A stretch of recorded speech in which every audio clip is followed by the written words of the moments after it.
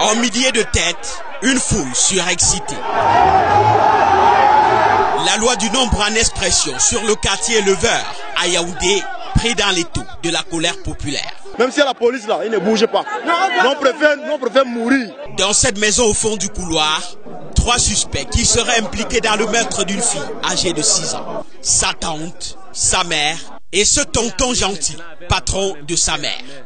La tête sans le reste du corps de la petite Julienne est ici découverte la veille dans un bac à ordures, non loin de là. On tranche la tête sans gorge. Évolution 12 heures après. Le quartier, en pleine nuit de lundi, tombe en ébullition.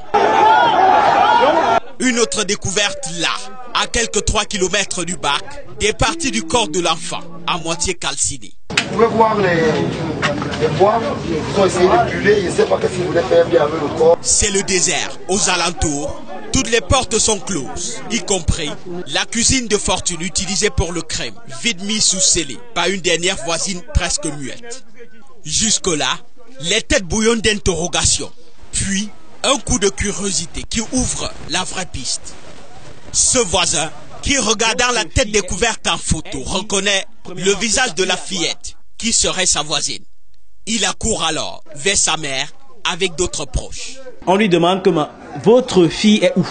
Elle dit premièrement que sa fille est à Douala.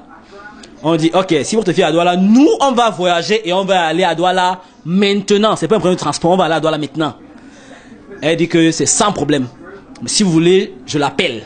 Ça veut dire j'appelle celle avec qui elle est, c'est ma petite sœur, vous causez avec elle. Nous on lui dit qu'on préfère l'appel vidéo. Elle dit ok, sans problème. On lance juste l'appel et elle cause avec une dame qui est en Kouaban. Elle dit que je viens comme ça prendre Lily chez toi, hein. Je vais venir prendre Lily chez toi. Elle dit que non, je sais que Lily est chez grand-mère. Entre-temps, chez grand-mère, c'est à l'immeuble, c'est là où Lily vit depuis. Quand on a commencé à poser les questions à la dame au départ, on s'est rendu compte qu'il y avait quelque chose de louche parce qu'elle bégayait. Course folle pour alerter la police. Le malheur de la fillette serait-il venu de sa propre mère? Elle avoue qu'elle voulait aller en Europe et que quelqu'un lui a proposé de vendre sa fille.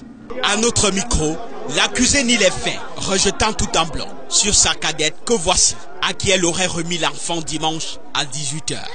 Parce que c'est elle que j'ai remis l'enfant à 18h. C'est parce que vous avez remis l'enfant à main propre? À main propre. Faux, retorque sa petite sœur. Elles ne se sont jamais vues ce dimanche-là.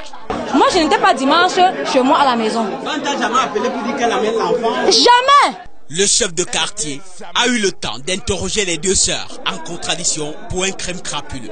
Incongruité décelée qui oriente la compréhension. Elle a dit au patron que je vais aller à Mbeng. Explorons l'idée de l'immigration qui habite la jeune mère de 27 ans. Son patron qui fait la révélation lui-même s'était déjà fait pas mal d'interrogations. Je lui ai demandé, mais est-ce que le 25 000 je te paye par mois, ça va être amené à Mbeng? Bon, il y avait son nouveau gars. Le gars là, elle a dit que c'était un footballeur. Bon, il sentait de commencer. Moi, je ne connais pas si c'est depuis, mais c'est qu'un freeboy, un fumeur de Bangala. Il a un ginger avec la scar sur la tête.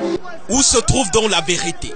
Les populations subites faisant la relation entre leur activité quotidienne de restauration et le crime commis.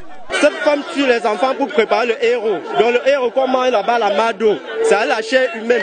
Confinés là par sécurité, les 3 suspects sont réclamés par la justice populaire. Les forces de l'ordre dépassées par la mobilisation.